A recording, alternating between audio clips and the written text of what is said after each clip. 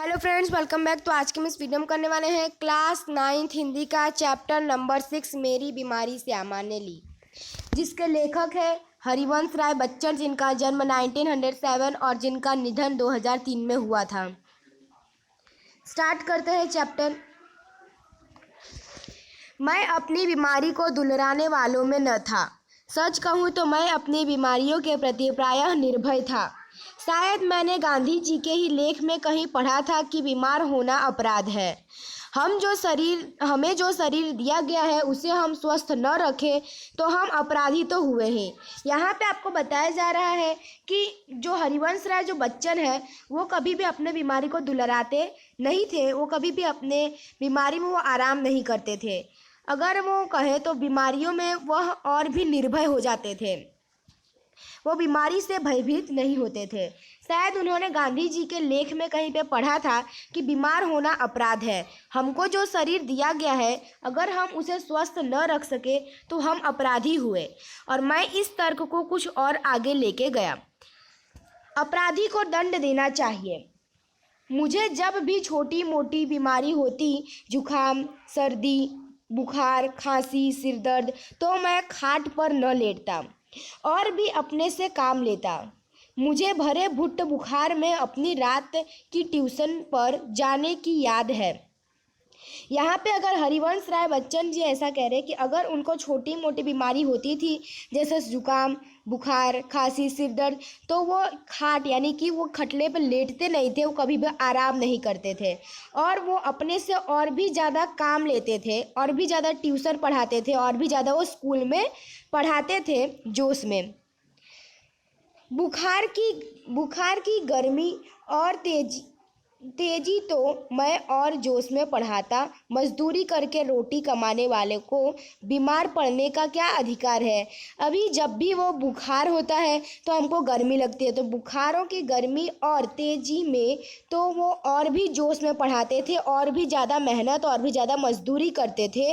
और जो मजदूरी करता है, जो मजदूरी करके रोटी कमाने वाले जो लोग हैं, उनको बीमार पड़ने का कोई अधिकार नहीं है, ऐसा हरिवंश राय बच्चन जी कहते हैं। बीमारी अमीरों की हरमजदगी है, गरीबों को उसे अपने पीछे न लगाना चाहिए। लिखने में तो ऊंचा बुखार मुझे सब तरह से सहायक, प्रेरक और प्रोत्साहक लगता। एक तरह की आग जिससे मेरी अनुभूतियां में ताप आता, जिसमें गल पिघल कर मेरा हृदय ढलता। एक तरह की भुट्टी जो मेरे विचार, भाव, कल्पनाओं को उबाल देकर उछलती करती। हरिवंश राय बच्चन जी ऐसा बोल रहे थे कि जब उन्हें बुखार होता था और तो उनको बुखारी में और भी ज़्यादा उनको प्रेरक, प्रोत्साहक लगता था। वो और भी ज़्यादा अच्छे से लिखते थे और पढ़ाते थे, और जिससे उनकी जो अनुभूतियाँ हैं, जिसमें ताप में गल पिघल कर भी वो अपने हृदय को ढलते थे। एक तरह की भुट्टी जो मेरे विचार, भाव, कल्पनाओं को उबाल देकर उछलती करती। यह तो मैं नहीं कहूँगा कि बुखार में मैं अदबदा कर लिखता था, पर अगर मैं लिखना चाहता था तो बुखार मेरे लिए कोई बाधा नहीं बन सकती। तो आप लोगों ने अभी तक देखा होगा कि कई लोग ऐसे होते हैं जिनको छोटे मोटे बुखार होते हैं, सिर दर्द होता है, तो वो अपने स्कूल से, अपने काम पर से छुट्टी ले लेते हैं। लेकिन हरिवंश राय बच्चन जी ऐसा कहते हैं कि जब उन्हें बुखार होता था तो वो रुक रुक कर नहीं लिखते थे। अगर वो लिखना चाहते थे तो बुखार उसमें कोई भी बाधा नहीं बनता था। हल्के बुखार में तो मेरे सब काम हस्त मामूल होते रहते थे, यानी कि जब उनको हल्का सा बुखार रहता था तो वो अपना जैसे रोज़ काम करते हैं वैसे ही काम करते हैं। कोई मेरा बदन छूकर कभी कहता था कि तुम्हें तो बुखार है, तो मैं पट से जवाब देता था कि हाँ, बुखार है और मैं भी हूँ। शायद किपलिंग एक मनुष्य का नाम है, ठीक है। तो यहाँ पे जो हरिवंश राय बच्चन जी है वो ऐसा बोलते हैं कि शायद उन्होंने किपलिंग ने अपनी आत्मकथा में लिखा है कि कभी कभी उसे बुखार में भी काम करना पड़ता था, किपलिंग को। और जब वह बुखार में होता था तो वो और भी अच्छी कहानियाँ लिखता था। बुखार में कम लिखना ये तो मुझे याद नहीं, पर कैसा बन पड़ा इसका निर्णय मैं न देना चाहूँगा। प्रसंगवश मुझे याद आ गया कि अपनी दो चट्टानों की नेक्स्ट पेज। दो सबसे बड़ी कविताएं सात्रम के नोबेल पुरस्कार ठुकरा देने पर और दो चट्टानों अथवा सिसिफस बरकस हनुमान मैंने प्लूरिसी में पेड़ पड़े पड़े लिखी थी। यहाँ पे इन्होंने जो कविता जो भी उन्होंने पुस्तक लिखी है, दो चट्टानों या फिर सिसिफस बरकस हनुमान, ये जब वो बीमार थे तभी उन्होंने लिखा था, हरिवंश राय बच्चन जी ने। बहरहाल जब मैं अपनी जवानी पर था, बीमारी मुझे पराजित नहीं करती थी, मैं ही अपनी जिद से बीमारी को पराजित कर देता था। बुखार सुखार आखिर कितने दिन तक चलता। विश्राम तिवारी कहा करते थे कि मार के पीछे भूत भागे, और हरिवंश राय बच्चन जी ने अपने प्रयोग में यह सिद्ध किया था कि काम के पीछे बुखार भागे। ठीक है, यह बुखार मामूली न था। अभी यहाँ पे हरिवंश राय बच्चन जी को जो बुखार हुआ था वह बुखार मामूली नहीं था। इसका संबंध उस तूफान से था जो पिछले 9 महीने से मुझे झकझोर रहा था और जो शांत होने से पूर्व सबसे अधिक विध्वंसक झटका मुझको देता था। स्कूल बंद था, ट्यूशन पर मैं जाता था। उनकी आमदनी का मतलब होता है उनके जो रोज़ की कमाई, उनको जो पैसा होता है उसको यहाँ पे आमदनी कहा गया है। ठीक है, उनकी जो आमदनी है कि मुझे ज़रूरत थी, उनको पैसों की ज़रूरत थी। किताबों की बिक्री अभी नियमित नहीं थी। यहाँ पे जब उनको बुखार हुआ था तब वहाँ पे उनका स्कूल बंद था, वो ट्यूशन पर ही सिर्फ पढ़ाने जाते थे और जब वो वापस आते थे तो उनको पैसों की ज़रूरत पड़ती थी और वो किताबें बेचकर भी अपना कुछ पैसे कमा लेते थे। कर्ज उनके सिर पर चढ़ा था। बुखार 10 दिन चला, 20 दिन चला, महीने भर चला, 2 महीने भर चला और जुलाई आ गई। हरिवंश राय बच्चन जी का जो बुखार था पहले 10 दिन चलता है, फिर 20 दिन चलता है, फिर महीने भर चलता है, 2 महीने चलता है और अब जुलाई आ गई। और जुलाई में देखो अब बुखार के साथ ट्यूशन पर 10 दिन चला। अब बुखार के साथ ट्यूशन पर ही जाना न होता, दिन भर स्कूल में पढ़ाना भी होता। अब आप लोग को पता होना चाहिए कि जुलाई में जो है लगभग स्कूलें खुल ही जाती हैं, तो अब तो स्कूल भी चालू हो गई, तो अब उनको ट्यूशन भी पढ़ाने जाना होता था और दिन भर स्कूल में भी पढ़ाने जाना पड़ता था। बुखार का नमूना वही। सुबह बिल्कुल भी उनको बुखार नहीं रहता था और जब शाम होती थी तो उनका बुखार कम से कम 101 डिग्री और 102 डिग्री के बीच में उनका बुखार रहता था। कमजोरी दिन दिन बढ़ती जा रही थी। कभी कभी धीमी खांसी, दवा सोकिया, दवा बाटू एक होम्योपैथी कर रहा था। कभी कभी सोचता क्या मुझे तपेदिक हो गया है। हरिवंश राय बच्चन जी ऐसा सोच रहे थे कि क्या उनको तपेदिक नाम की बीमारी हो गया हो तो एलोपैथी का इलाज तो अपने बूते के बाहर है। बूते के बाहर मतलब उनके बस के बाहर है, वो उतना इलाज नहीं करवा पाएंगे। क्या उस समय मेरी जीवा पर सरस्वती बैठी थी जब मैंने कहा था कि श्यामा का बुखार मैं लेने जा रहा हूँ। श्यामा कौन है? श्यामा उनकी पत्नी का नाम है। सबसे पहले उनकी पत्नी को बुखार हुआ था, तब उन्होंने कहा होगा कि श्यामा को जो बुखार है वो मैं लेने जा रहा हूँ। तो बैठी हो तो कितना अच्छा। क्या मैं बीमार हूँ इसलिए श्यामा स्वस्थ है? जिसने पिछले 6 वर्षों में इन महीनों में ज्वर मुक्त नहीं जानी है। ऐसा कौन सोच रहा है? ऐसा हरिवंश राय बच्चन जी सोच रहे हैं। पर श्यामा को मेरी बीमारी भीतर ही भीतर खाए जा रही थी। श्यामा उनकी पत्नी है। श्यामा उनके पति को जो हरिवंश राय बच्चन जी को जो बीमार हुए थे, उनका जो बीमारी है उनको अंदर ही अंदर खाए जा रही थी। उसने अपने इच्छा बल से जैसे अपने को स्वस्थ कर लिया था कि वह भी कहीं मेरी चिंता न बन जाए। उसके अतिरिक्त मेरी बीमारी को शायद किसी को पता भी न था, क्योंकि सारे काम तो मैं सामान्य रूप से ही किया जाता था।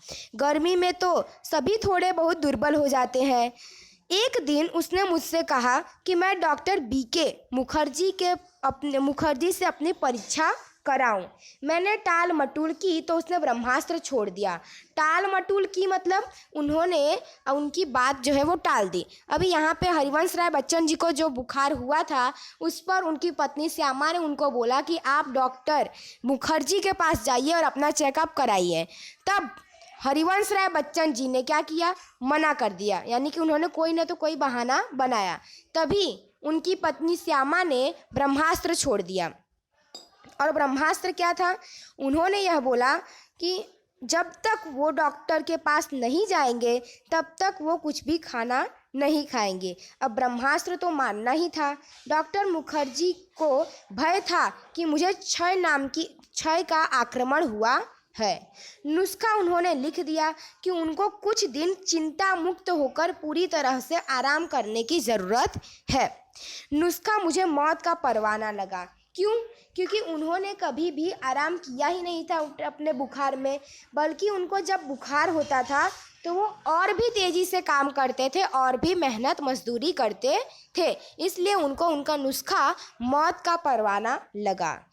क्या मेरी विदा का समय आ गया? अब यहाँ पे हरिवंश राय बच्चन जी ऐसा सोच रहे हैं कि क्या मेरा जाने का समय आ गया, मेरा मरने का समय आ गया? क्या इतने ही दिनों के लिए मैं आया था? इतना ही गाने गुनगुनाने, केवल इतना ही श्रम और संघर्ष करने के लिए मैं आया था? इतने ही दुख संकट उठाने आया था? स्वागत के साथ विदा की होती देखी तैयारी, बंद लगी होने खुलती ही मेरी जीवन मधुशाला। क्या मैंने अपनी भविष्यवाणी स्वयं कर दी थी? सबसे मम्रवधी प्रश्न यह था कि श्यामा के भाग्य में वैधव्य भी लिखा है। अब यहाँ पे हरिवंश राय बच्चन जी को ऐसा लग रहा है कि अब वो मर जाएंगे, वो नहीं बच पाएंगे। मरने से मुझे डर नहीं था। हरिवंश राय बच्चन जी कह रहे हैं कि मरने से उनको भय नहीं था, उनको डर नहीं लगता। वह मुझे कठिन भी नहीं लगा। कठिन लगा तो उनको मरने से पहले जीना कठिन लगा। क्यों? पूरे आराम का अर्थ है कि उनको ट्यूशन छोड़ देना होगा, स्कूल से भी छुट्टी लेनी होगी, और अगर ज़्यादा लूँ तो बगैर तनख्वाह के लेने को तैयार हूँ। फिर घर का खर्च कैसे चलेगा? सालिग्राम उनके भाई है, तो सालिग्राम केवल अपनी तनख्वाह के बल पर घर नहीं चला सकते। कल उनकी बदली हो सकती है, तब वे एक पैसा भी घर भेजने की स्थिति में न होंगे। महंगी दवाई कहाँ से आएंगी?